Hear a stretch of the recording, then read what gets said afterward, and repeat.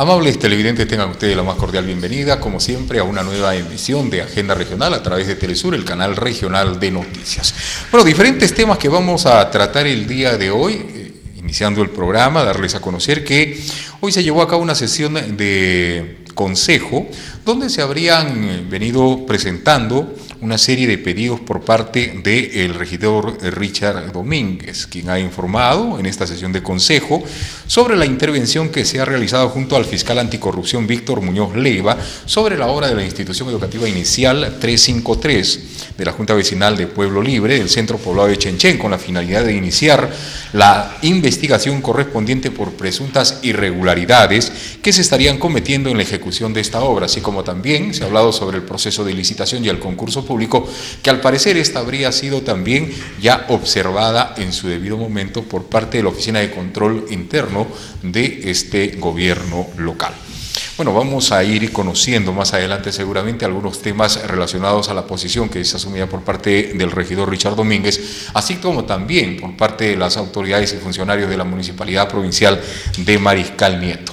Bueno, queremos indicarles que el día de hoy se ha llevado a cabo la presentación de las actividades por los 50 años de la Cooperativa de Ahorro y Crédito Santa Catalina.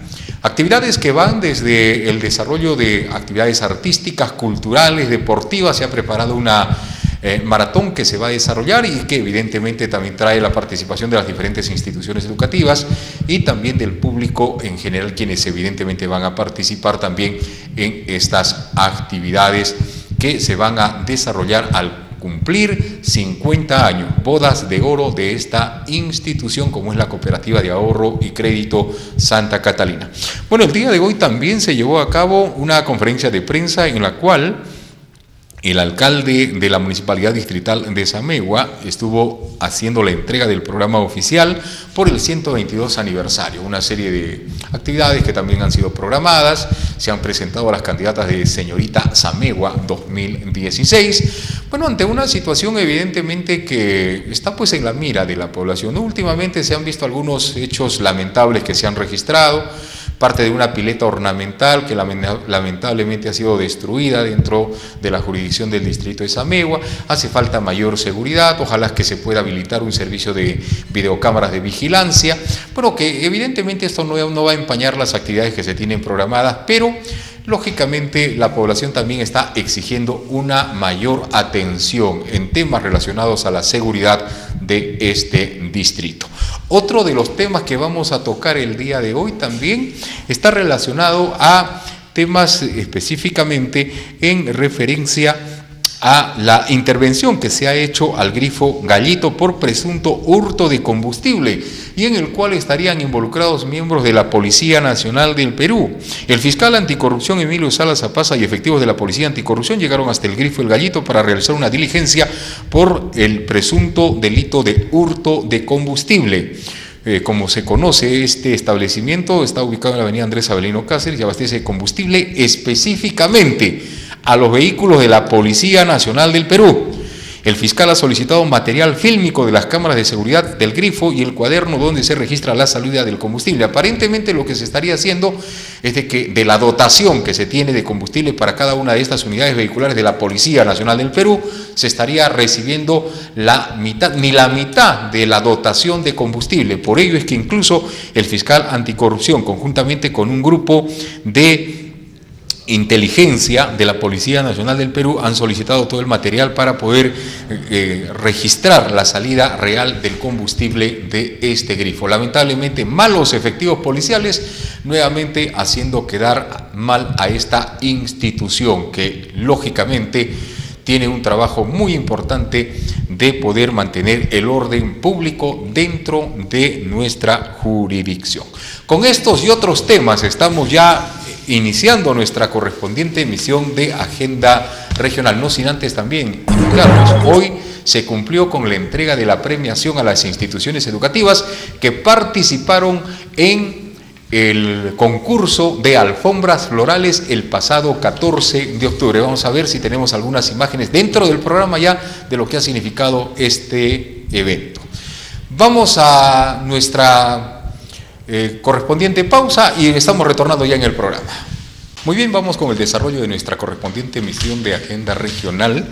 Bueno, tenemos hoy la presencia, lo hemos invitado al consejero regional, al doctor Javier Flores Arucutipa, con él vamos a conversar de algunos temas importantes. Últimamente se ha planteado ya la posibilidad del tema relacionado a la muerte civil, específicamente aquellos personajes quienes están muy ligados al tema de la política o que cumplen una función como funcionarios públicos y evidentemente este tema relacionado a la muerte civil conlleva incluso ante la propuesta que se ha hecho por parte del presidente Pedro Pablo Kuczynski tener al menos un precedente que pueda garantizar de que aquellos funcionarios o aquellas autoridades que están inmersas dentro de algunos actos de corrupción finalmente puedan tener un proceso en el cual se pueda garantizar esto a la población, de que no vuelvan a reincidir en este tipo de hechos cuando ocupen cargos públicos. Doctor Javier Flores, tenga usted muy buenas noches, bienvenido al programa, es un gusto tenerlo después de tiempo.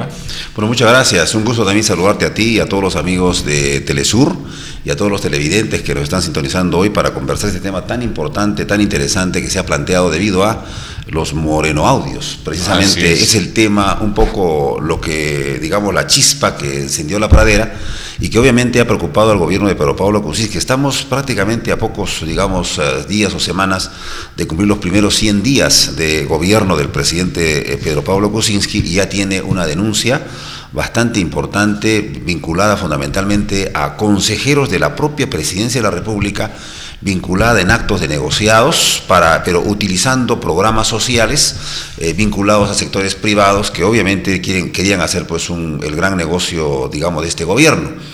Inclusive esta denuncia pública ha conllevado que el día de hoy y también el día de ayer se programa, pero el día de hoy se haya conformado en el Congreso de la República una comisión en fiscalización para averiguar e indagar no solamente el problema de morenoaudios, sino también ahora el incendio que para Mulder, por ejemplo, ha sido una provocación por parte de alguna gente interesada. Y si así ocurriese, tenemos otro delito más de homicidio, no sabemos si doloso en todo caso, pero lo cierto es de que podría ya encontrar otras razones, otros ribetes bastante peligrosos. Entonces, en estos hechos se ha conceptualizado que habría pues una serie de 7 u 8 delitos tipificados en el Código Penal, sobre todo en el capítulo que involucra a los delitos contra la administración pública. Mira, en los últimos meses, el señor Fawad Kuri, quien es Contralor General de la República o fue Contralor en el periodo 2009 hasta el 2016, él ha denunciado un hecho que nos ha llamado la atención de manera contundente. En el sector público, y lo publicamos nosotros en prensa regional esta semana, por ejemplo, que hubieron 8.739 funcionarios con proceso sancionador, con procesos o casos penales, casos civiles y casos administrativos. Pero de estos 8.739 funcionarios, solamente fueron sancionados 880. Mira, 880. De estos 880, en la práctica tuvieron sentencia firme 600, según Fawad Kuri. Y de los 600, solamente 37 tuvieron pena efectiva. O sea, personas que se fueron a la cárcel. Entonces, uno se pregunta si de 8.739 funcionarios con procesos de sancionadores fueron sancionados 880 y 37 prácticamente fueron, digamos, dirigidos o tuvieron pena efectiva, ¿de qué estamos hablando? Estamos hablando que en la práctica el 99.5% no se van a la cárcel. O sea, los funcionarios que de una u otra forma han cometido actos, por ejemplo, de peculado, malversación, colusión, cohecho, y que obviamente pues tienen libertad, digamos, para actuar en contra del Estado, en contra del patrimonio del Estado, y a veces como banda organizada. El caso, por ejemplo, de Ancash, tú recordarás, del gobernador o el presidente regional, se descubrió que había toda una organización para el crimen, precisamente para delinquir contra el Estado. Así también hay hechos, por ejemplo, como ocurrió, si no mal recuerdo, en Apurímac, ¿no es cierto?, y en otras regiones. Y también se acusa, por ejemplo, que habría, cuando una autoridad llega a una municipalidad o a un gobierno regional, probablemente esté ocurriendo estos hechos que una organización se introduce al aparato del Estado para poder cometer diferentes actos. Obviamente, yo te estoy hablando de 8.000 casos a nivel nacional, pero ¿cuántos son los que no se descubren? ¿Cuántos son los que no se denuncian? ¿Cuántos son que el Ministerio Público, cuando llega la documentación o la denuncia, no asume la carga de la prueba para hacer el seguimiento y la fiscalización del caso? Entonces, me parece a mí que todos estos hechos han conllevado el caso Moreno Audios, la denuncia del ex procurador Fawad Curi y la denuncia del actual procurador a que precisamente el presidente de la República hoy ponga sobre agenda la muerte civil. Y hemos encontrado nosotros en la investigación 3 proyectos de ley que no escapan a lo que ha señalado la ministra de Justicia, que no escapan tampoco a lo que ha manifestado el presidente del Consejo de Ministros, Fernando Zavala, cuando dice, por ejemplo, que debe modificarse el artículo 36-38 del Código Penal, donde habla sobre la inhabilitación, pero al mismo tiempo también debe modificarse la Constitución de la República en el artículo 41, claro, cuando habla de la imprescriptibilidad de estos hechos de sentencias. Pero también hay que agregar que ya veníamos nosotros, en el caso del artículo 38, modificándolo, porque la inhabilitación iba de 6 meses a 5 años. Y en la modificación última que se generó fue de 6 meses a 10 años. Lo que están planteando estos proyectos de ley fundamentalmente son que en estos momentos debe ser de 6 meses a 20 años. Y con la modificación de la Constitución, en la práctica lo que podríamos estar observando es de que ningún funcionario entonces que haya cometido delitos, ¿no es cierto?, contra la administración pública pueda retornar al sector público. Al sector público. Se puede ir a la actividad privada, por supuesto, pero al sector público no volver jamás. Entonces yo creo que hay un contenido bastante fuerte en este caso, que permite observar que podría haber modificaciones que también podrían disuadir. El propio Víctor Ticona Postigo, presidente de la Corte Suprema, ha manifestado de que esto es viable, que es posible y que en buena cuenta podría de una vez por todos cambiar este asunto que nos preocupa.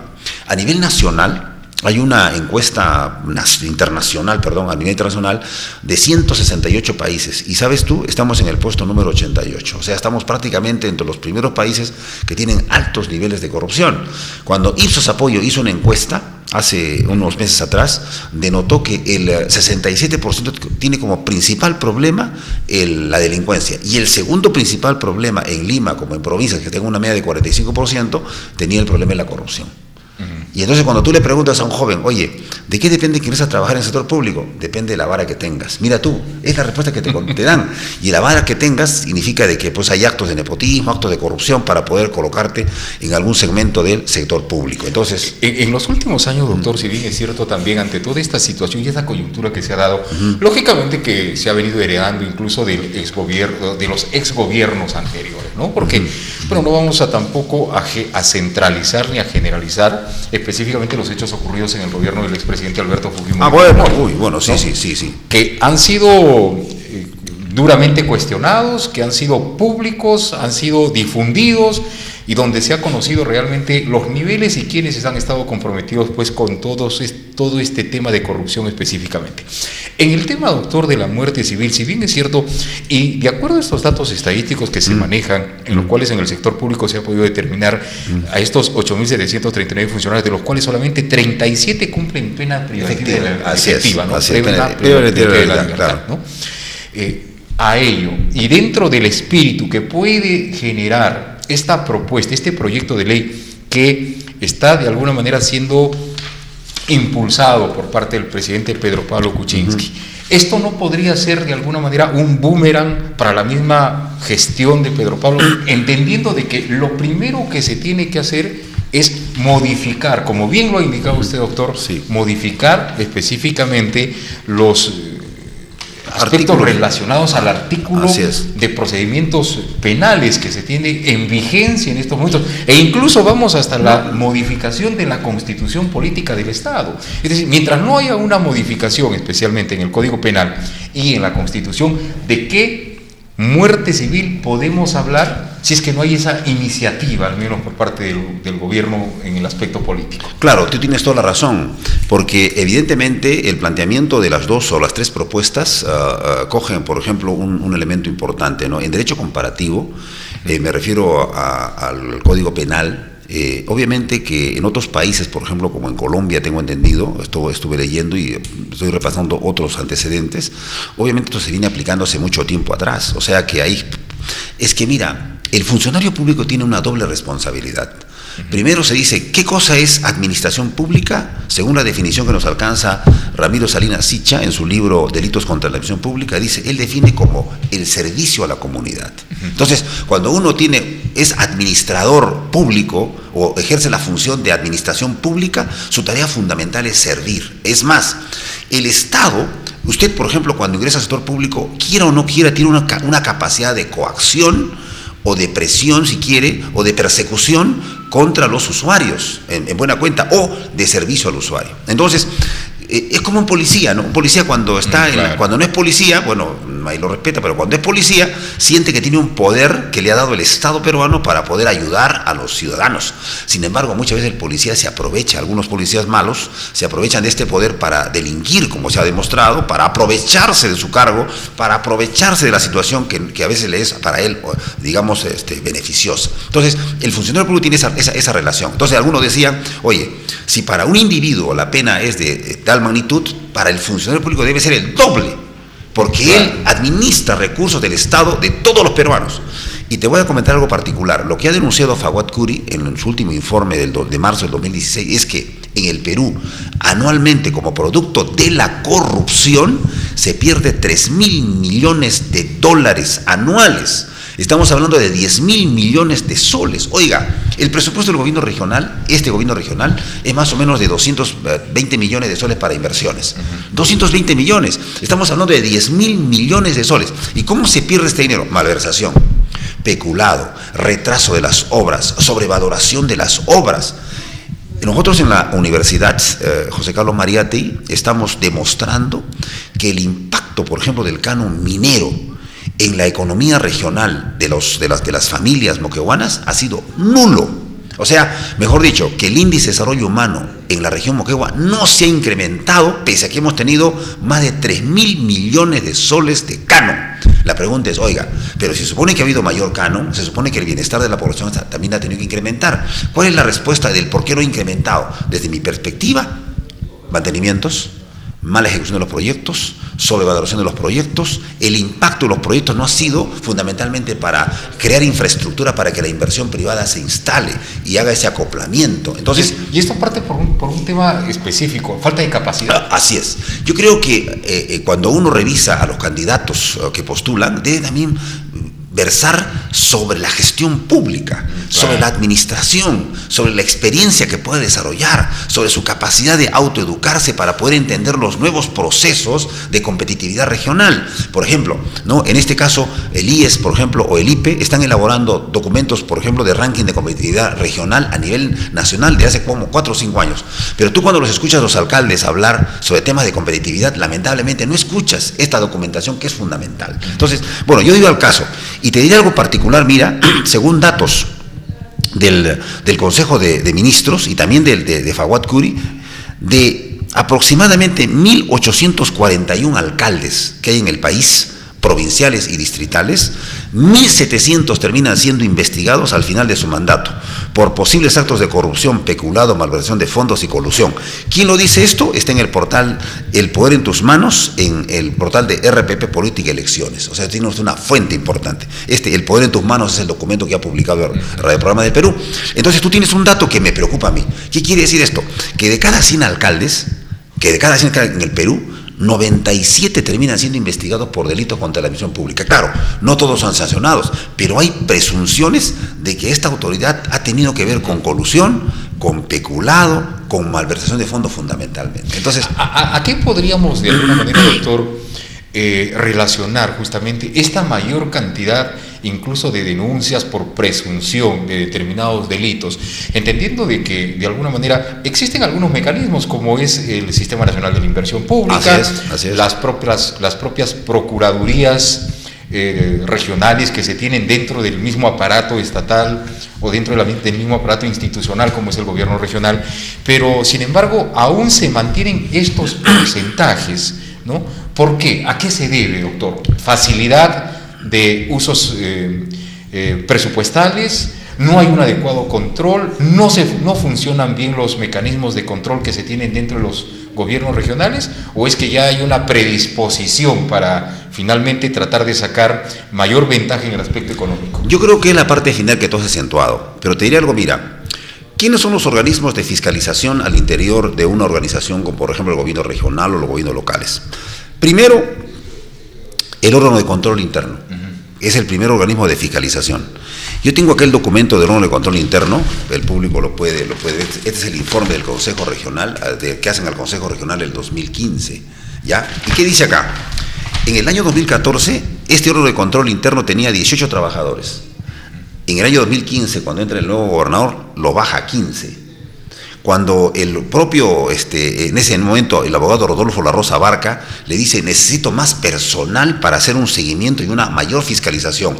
Necesito combustibles para inopinadamente ir a una obra y hacer la inspección. Necesito camioneta, y nunca le dio camioneta, y nunca le dio combustible, y nunca le dio personal. Ese es un elemento primero. Pero un segundo elemento que dice Fawad Kuri, y acá también se ratifica, dice así: oye, cuando yo entro en el 2009, el 5% de los trabajadores de Contraloría General de la República dependían de la Contraloría, el 95% del gobierno regional, del gobierno provincial o del gobierno distrital. O sea, ¿cómo puedes tener tú de cada 100 trabajadores que 95 le pague el propio gobierno, el alcalde, mejor dicho, con su administrador? Es decir, una dependencia laboral puede así comprometer y puede de alguna manera generar impunidad. Esa es una primera situación. Y cuando sale Fawad Kuri, ¿qué dice? En estos momentos, si antes era 5%, en estos momentos es el 20%. ¿Qué quiere decir? Que de cada 100 trabajadores, 20 depende del órgano de control. 80 le paga el alcalde, le paga el gobernador o el alcalde provincial o distrital. Entonces, mira tú qué dependencia. En este gobierno regional, con este órgano de control, te digo yo, que prácticamente, si no me equivoco, 4 o 5 le paga el órgano de control. Pero el resto de los 9 trabajadores le paga el gobierno. Entonces yo te digo, si tú eres el alcalde y yo te estoy fiscalizando, claro, cada fin de mes tengo que hacer mi planilla, señor alcalde, firme pues para que nos pague. Entonces tú me dirás: pórtate bien, pues hijo, yo te estoy pagando por si acaso. Es un primer hecho. Por eso el gobierno regional de Arequipa, ¿qué hizo? Y que nosotros también en el Consejo Regional aprobamos. ¿Qué aprobamos nosotros? Que se haga lo de Arequipa. ¿Qué hizo Arequipa? Arequipa agarró el presupuesto que le transfería o que le daba para pagar a planillas, para pagar combustible, para ver camionetas, para ver servicios de Contraloría. Agarraba ese presupuesto y dicho: señor, ¿sabes qué? Vamos a hacer un convenio donde este dinero te lo voy a pasar a ti, íntegramente. Tú lo vas a administrar. Tú no tienes que venir a mí para que yo te pueda pagar, para que yo te pueda dar combustible. Es como, mira, te comento algo. Es como un consejero regional. Un consejero regional va y le pide combustible a un director, a un gerente de un sector. Le pide camioneta a otro sector para viajar a las zonas altoandinas. ¿Qué capacidad tengo yo de fiscalización a ese gerente, señor? Claro. Usted puede preguntar en estos momentos qué consejeros están pidiéndole combustible, gasolina y de repente otras cosas más a los diferentes gerentes regionales. Entonces inmediatamente usted se da cuenta de la relación de dependencia que hay. O sea, eso ayuda. Ahora, por otro lado, si no le das tú presupuesto personal al órgano de control interno, como ocurre casi en todas las municipalidades, entonces tú lo estás ahogando. Tú no quieres control. Va primero. Segundo, el segundo órgano de control o de fiscalización podría ser la Procuraduría, que es la encarga de denunciar a los individuos que han hecho algún acto contra el sector público. También no tiene dinero, tampoco tiene personal.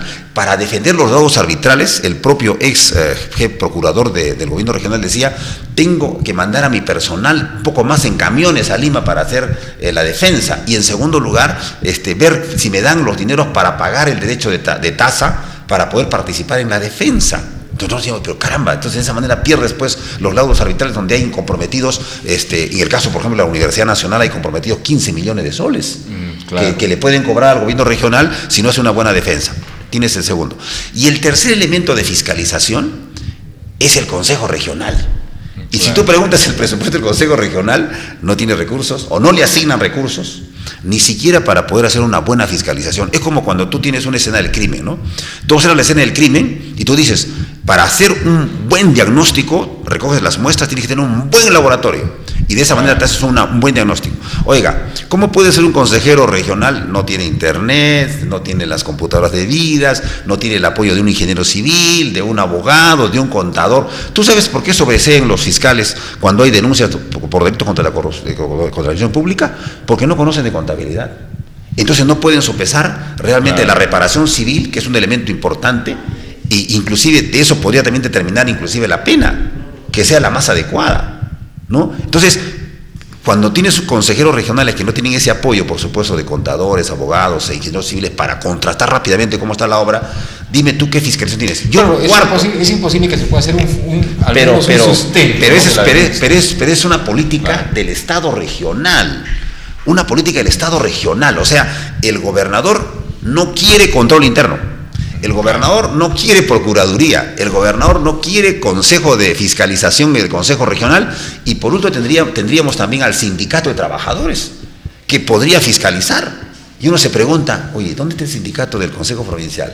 ¿Dónde es el sindicato del consejo distrital? ¿Dónde está el sindicato del gobierno regional que no denuncian los delitos contra la administración pública? Que son parte del proceso. Tienen los 4 elementos: sindicato que no denuncia, consejo regional que lo ahogan, que no tiene los elementos, procuraduría sin dinero y sin personal, y lo que denuncia el órgano de control interno, que tampoco tiene personal y todavía dependiente de quién le paga. Entonces yo me pregunto, si yo como consejero regional le pido a un gerente, oye, dame gasolina porque tengo que viajar, no tengo plata, ya me estoy condicionando. Dame camioneta, ya me estoy condicionando. Necesito para pagar un chofer, ya me estoy condicionando. Entonces no se guarda la independencia del caso. Eso ocurría con los jueces en el Poder Judicial en algunos quinquenios pasados. Por eso le dijeron al juez hay que pagarle lo que corresponda, porque si el juez en estos momentos a veces transige con unas cosas es porque no tiene los recursos suficientes. Entonces viene pues, una persona que acaudalará. Pero lo que a mí me llama la atención en esta práctica que yo te quiero comentar es que hace unos días atrás escuché a un alcalde, no voy a decir su nombre, pero dijo, miren señores, dice el señor alcalde que usted está comprometido a unos actos de corrupción. No, señor, no puede ser, señor, pero dice que usted tiene un préstamo de más de... Es verdad, yo tengo un préstamo de 40,000 soles, lo estoy pagando con mi dinero, señor, yo gano 800 soles, no, ¿cuánto digo? 1.500, 1.800 soles mensuales. Pero uno dice, oye, este gana 1.800, que sean 2.000. 2.000 por 12 son 24.000. 24.000 por 4 son aproximadamente unos 80.000, 100.000 soles. Cuando viene un individuo a defender de Arequipa, ¿no? Hay un señor que viene, abogado especialista, para defender a gobernadores y alcaldes que están con casos de corrupción. Claro, caso de corrupción, les cobra, dice, 20.000 soles por visita. Y entonces uno se pregunta, y hay una tesis también que demuestra de que lo que ganan los alcaldes no es suficiente para la defensa que tienen que realizar cuando son acusados o denunciados por delito contra la administración pública. Entonces la pregunta es, ¿y cómo enfrentan esas denuncias? Entonces ahí uno dice, cuando yo le escuchaba al alcalde decir, oye, yo gano creo que 1.200, 1.300 soles, decía, caramba, ¿cómo puede decir gana 1.300? O sea, el alcalde sabe que saliendo de su gestión, el siguiente alcalde lo va a denunciar. Claro. Y entonces, por lo tanto, algunos dicen, hay que guardar pan para mayo, pues, ¿no es cierto? Porque ¿cómo te explicas que un alcalde distrital gane 800 soles y tenga defensas que le están costando 10.000 soles cada visita en cada parte del proceso penal que le están siguiendo?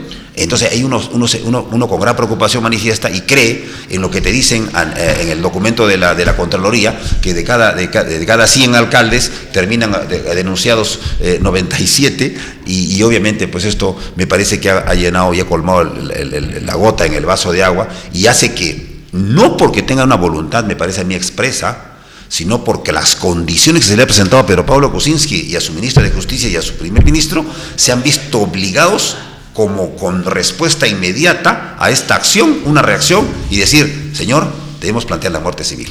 Claro.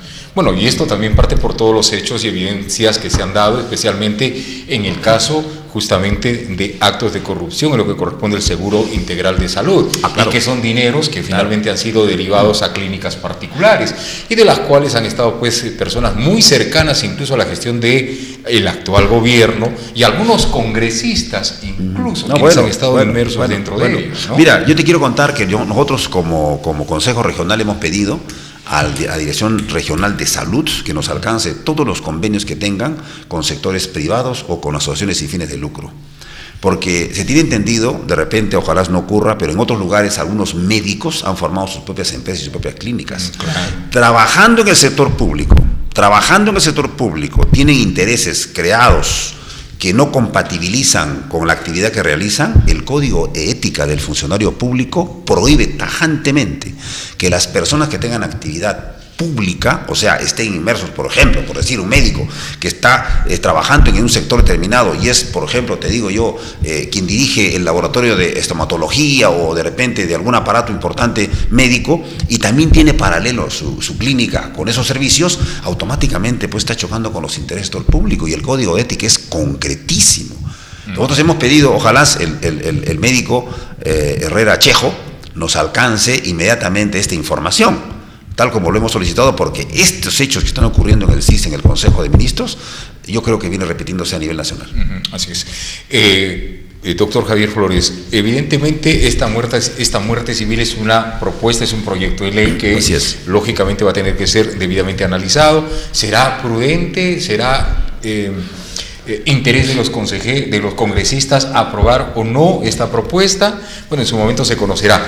Pero en el ámbito local, entendemos de que hay un pedido de suspensión justamente que ha sido presentado, en este caso por algunos consejeros regionales a el gobernador regional. ¿Qué avance se tiene sobre esta propuesta que se ha hecho? Bueno, mira, en primer lugar, el defensor o abogado contratado desde Lima, si no me equivoco, por un estudio de Doderos Abogados, y llegó un representante de esta firma contratada por el gobernador para decir de que él sí había convocado a una reunión del Coresec. Ustedes saben que el artículo 31 de la Ley Orgánica de Gobiernos Regionales señala precisamente que el gobernador regional está obligado a instalar y a convocar al Consejo Regional de Seguridad Ciudadana. Nosotros hemos demostrado, a mi estimado, que en Moquegua hay 16 delitos o faltas diarias. Por omisión hasta incluso. Diarias contra los ciudadanos, violencia, ¿no?, etcétera, que afecta. Entonces, nosotros nos preguntamos, oye, si en Hilo está ocurriendo un hecho, en Moquegua también, o sea, si nos distribuimos, estamos hablando de 4, 5 promedio por provincia de actos de faltas o delitos que se cometen contra las personas, contra el patrimonio. Entonces uno se pregunta y dice, oiga, caramba, a la semana, ¿qué cosa? En Moquegua deben haber 30 violaciones, 30 de repente robos agravados o simples y 30 faltas contra las personas.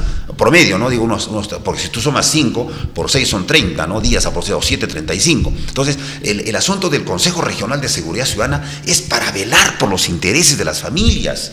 Por eso, ¿quién están los 3 alcaldes provinciales? ¿Quién está? El presidente de la Corte. ¿Quién está? El decano del Ministerio Público. ¿Quién está? El gobernador regional. ¿Quién está también aquí? El defensor del pueblo, el prefecto regional. Son 13 integrantes que deben ir analizando, cumpliendo metas, preocupándose por la seguridad ciudadana. Entonces, la ley orgánica ha dicho, oiga, siquiera como mínimo reúnete pues una vez cada 2 meses. Como mínimo una vez cada 2 meses. Pero ¿qué ocurrió entre octubre y noviembre del año pasado? No hubo una reunión. Mire usted, el consejero Pedro Valdivia pidió las actas, todas las actas, pidió todas las notificaciones. ¿Qué le llegó? Todas menos esas 2 actas del mes de octubre y noviembre, y tampoco las notificaciones. Entonces, cuando vino el abogado defensor, nos mostró un acta donde habían 4 firmas de cargos, 4 de las 13. Y cuando le pedimos el acta, no la presentó y nunca la va a presentar tampoco porque no existe. Entonces, la idea ¿cuál era? Si usted ha convocado, al menos los que han asistido, tuvieron que haberse reunido para hacer un acta y decir, claro, señor, no se llevó a cabo la reunión.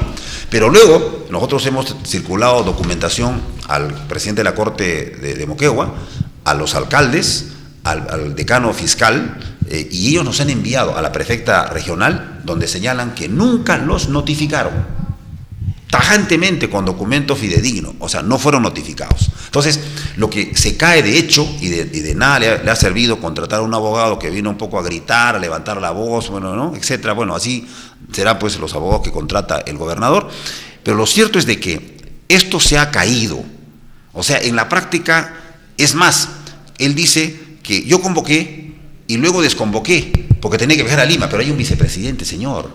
Entonces, yo desconvoqué y me fue a Lima. Entonces, ahora hemos indagado sobre la nota de prensa con la cual se desconvocó, el oficio 122-P-GRM-Moquegua, que no existe en los anales del propio gobierno regional, y peor aún todavía, las autoridades involucradas que han dicho, oiga señor, el gobernador, o en todo caso, el presidente del CORESEC, nunca nos convocó.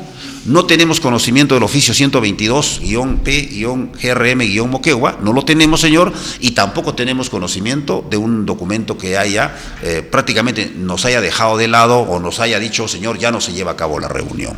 Mire usted, entonces, es preocupante porque la obligación del gobernador de ser presidente del CORESEC es precisamente velar por la seguridad de los ciudadanos. Y están precisamente también miembros de la Corte Superior y miembros del Ministerio Público. ¿Para qué? Para que cuando alguien sufra una violencia de un tipo o un delito, inmediatamente pues se aceleren los procesos. Para eso está la Policía Nacional. Obvio, la Policía Nacional todavía no nos contesta si ha sido convocado o no ha sido convocado, pero que en el acta que nos entregó el gobernador a través de su abogado defensor no estaba la firma de la Policía Nacional, pero hasta ahora contesta. O sea, no contestan tampoco los alcaldes. No contestan, no dicen, señor, ya el fiscal decano ha manifestado que no ha sido convocado, la prefecta ha dicho que no, el defensor del pueblo ha dicho que no, educación ha dicho que no, turismo ha dicho que no. Entonces, yo creo que es una cuestión de tiempo. Pero sin embargo, doctor Javier Flores, en su momento, este pedido de suspensión fue llevado incluso a sesión del Consejo Regional. Así es. Hubo algunas actitudes, evidentemente, por parte de algunos consejeros regionales, quienes finalmente no estuvieron tan de acuerdo en este pedido de suspensión. Es que una cosa, estimado periodista, una cosa que es importante entender para algunos, la ley no se discute. La ley no se discute, la ley se acata en sus extremos. Lo que han hecho algunos consejeros es querer discutir la ley cuando algo es evidente. O querer interpretarla. No, y además tengo entendido yo, inclusive que fueron preparados por el abogado de un sector de consejeros, pero aún así supieron argumentar, motivar, describir, explicar la problemática. Como usualmente no lo hacen, no motivan, no argumentan, es una pena, pero es verdad, y pueden comprobar ahí están los videos del caso, ¿no? Pero lo cierto es de que no se puede votar en contra de la ley. Y esto va a meritar también una denuncia seguramente más adelante, ¿no? Porque la ley es concretísima. Señor, si usted no ha convocado, prácticamente usted tiene que retirarse, tiene que ser suspendido. Ya, mínimo 30 días, tiene usted que irse a descansar sin derecho a nada, ¿no? Entonces, lo que quiere evitar el gobernador es, pues, porque es una cuestión que pues, aquí me cae bien, ¿no? Pero tiene que haber cumplido la ley. Pero entonces, si este documento que tú me has presentado, donde dice que has convocado, es falso, si es que es falso, no quiero adelantar opinión, porque si hay 4 firmas y los demás no firman, y luego los demás me dicen que nunca fueron convocados, no existe el acta, oiga, ¿de qué reunión usted me está hablando? Y cuando hay unos consejeros que votan a favor, ¿qué estás votando? Estás votando contra la ley, y eso significa abuso de autoridad. Y eso también es un delito contra la administración pública, señor. Entonces, pero cada uno sabe cómo cose, ¿no es cierto?, sus verduras. Pero vamos a ver las consecuencias. Pero por lo pronto, lo que yo te puedo adelantar es de que efectivamente se está demostrando de que nunca hubo esa reunión y que obviamente vamos a llegar a un momento en el cual el jurado electoral o el propio Ministerio Público, en el artículo 83 del Reglamento de Seguridad Ciudadana, dice taxativamente: señor, el Ministerio Público, cuando haya omisión, rehusamiento de convocatorias, de llevar a cabo estas reuniones, tiene que actuar de oficio el Ministerio Público. Y no observamos una notificación, a menos que estemos cerrados, obviamente, pero no observamos esa actividad de oficio del Ministerio Público como lo mandata la ley.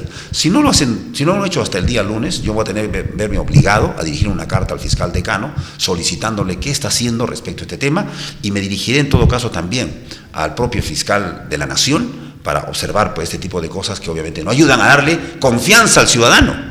Confianza al individuo que quiere de una otra forma que se cumpla la ley, nada más. Claro.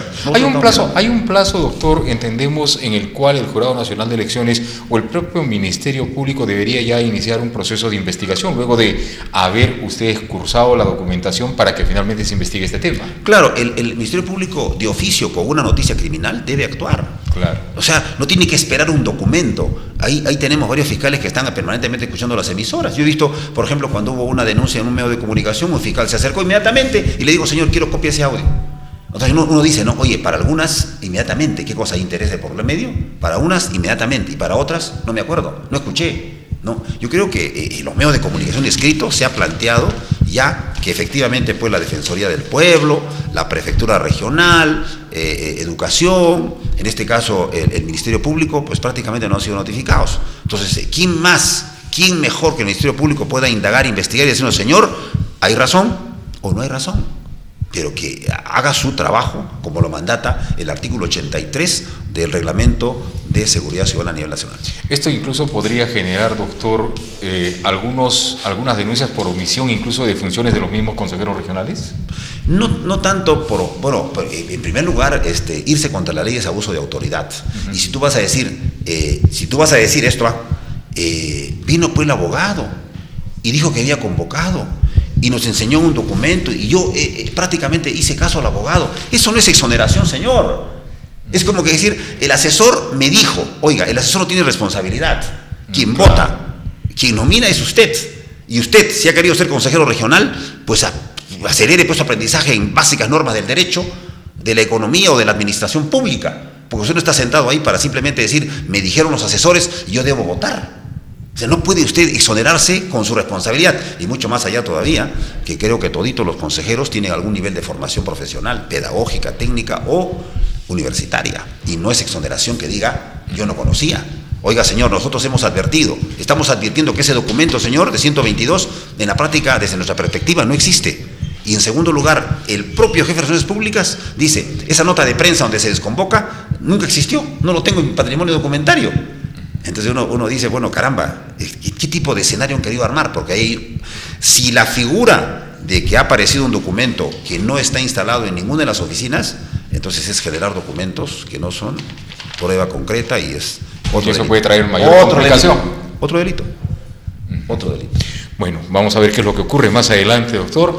Ha sido muy interesante y muy didáctico conversar con usted, especialmente sobre este tema de muerte civil y algunos hechos que se están suscitando justamente en la región Moquegua, con este pedido que incluso se ha venido efectuando por una suspensión, especialmente a la autoridad del gobierno regional de Moquegua, por la falta de convocatoria a un proceso, especialmente para activar justamente este mecanismo como es el de defensa, o el de seguridad ciudadana. Claro, vital. Ciudadana. Yo invoco desde esta tribuna que la seguridad ciudadana debe ser una preocupación permanente de los responsables, no solamente inclusive del gobernador regional, sino del prefecto regional, la prefecta regional, del fiscal decano de la Corte Superior de Justicia, de la Policía Nacional, que también está inmersa en esta seguridad ciudadana, y de los 3 alcaldes provinciales y 3 sectores de las juntas vecinales. A mí me llama mucho la atención,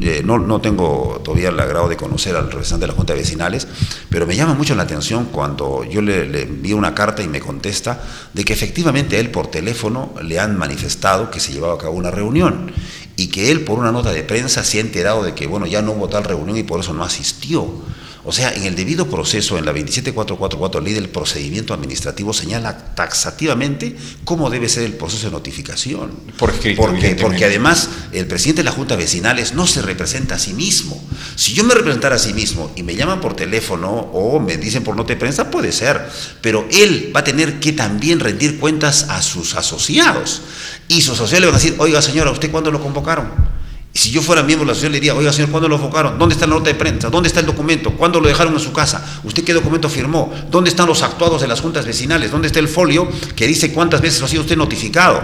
Oiga, ¿dónde están las actas del Coresec, señor? Tenga usted que foliarlos y tenerlos porque usted tiene que rendir cuentas a sus juntas vecinales y que nos diga, no, sí, me convocaron por teléfono y luego me desconvocaron porque yo una nota de prensa que escuché en la radio, ya me di por aludido y me di pues por notificado. Bueno, yo la verdad que no sé, seguramente tendrá que rendir cuentas a sus asociados. Así es. Bueno, le agradezco la presencia al doctor Javier Flores y evidentemente la posibilidad de poder ya tener la oportunidad de nuevamente contar con su presencia en nuestros estudios para tocar temas también de interés en la región. Bueno, si el día lunes o martes se publica la norma, o cuando se publique, volveremos a estar y así inmediatamente. Perfecto, doctor. Muchísimas gracias. A vamos a ir a la pausa, retornamos. Bueno, muy bien, vamos a continuar en esta emisión de Agenda Regional. Bueno, para darles a conocer, como lo vimos hace unos instantes, el día de hoy se cumplió con la premiación a las instituciones educativas que participaron en el 15º concurso de alfombras florales 2016 en honor a la mártir y santa Fortunata.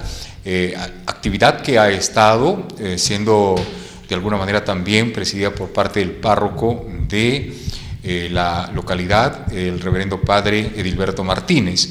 Bueno, como se llevó a cabo esta actividad el pasado 14 de octubre, se estuvo haciendo la convocatoria a las instituciones educativas para que puedan participar, de las cuales también se ha elegido a los 3 primeros lugares. Tenemos algunas imágenes rapidísimo de lo que ha significado la presentación en compañía del reverendo padre Edilberto Martínez.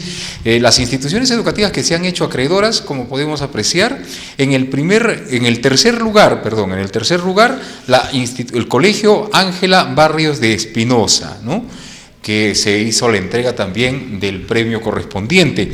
El segundo lugar fue entregado a la institución educativa Santa Fortunata, ¿no?, la misma que también ha recibido el reconocimiento por participar en esta ocasión, en este 15º concurso de arreglos o de alfombras florales 2016, en homenaje a Santa Fortunata. Y como podemos apreciar, el primer lugar se hizo acreedor el Colegio Daniel Becerra Ocampo. Los docentes de la institución educativa, acompañados de algunas alumnas, también estuvieron recibiendo el primer premio, que consistía en un televisor de 32 pulgadas, el segundo premio un equipo de sonido y el tercer premio un equipo o un Blu-ray de última generación. Estos son los premios que el día de hoy han sido entregados luego de la misa que se ha llevado a cabo justamente en la Cocatedral. A las 6 de la tarde, 6:45, se ha estado ya oficializando la proclamación de las instituciones educativas ganadoras, así como también se ha hecho la entrega de manera pública de estos 3 primeros premios a las instituciones educativas que lo han de alguna manera merecido, ¿no? La institución educativa Daniel Becerra Ocampo, primer lugar en este concurso de alfombras florales, el Colegio Santa Fortunata, segundo lugar, y el Colegio Ángela Barrios de Espinosa ha ocupado el tercer lugar, con la presencia del párroco, quien ha dado fe y ha certificado también la entrega de los premios que han sido otorgados el día de hoy. Se cumplió con este 15º concurso de alfombras florales con motivo y homenaje a la Santa Mártir Santa Fortunata, que como todos los años se ha venido también desarrollando este concurso y convocando a las instituciones educativas para mantener definitivamente las tradiciones y costumbres del pueblo de Moquegua. Amables televidentes, muchísimas gracias por su atención prestada. Finalizamos nuestra correspondiente emisión y estamos retornando como siempre en nuestras próximas emisiones. Muchísimas gracias por su sintonía y estamos retornando en nuestras próximas emisiones. No se muevan porque ya viene el programa deportivo de CCD Deportes. Permiso.